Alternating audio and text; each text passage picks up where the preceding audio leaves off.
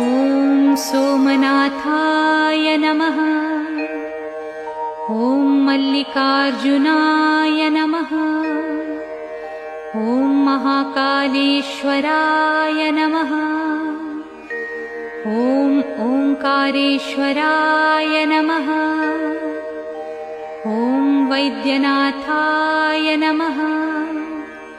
ॐ भीमशंकराय नमः। ॐ रामेश्वराय नमः। ॐ नागेश्वराय नमः। ॐ विश्वेश्वराय नमः।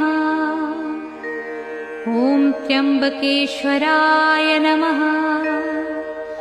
ॐ केदारेश्वराय नमः। ॐ भुस्मेश्वराय नमः।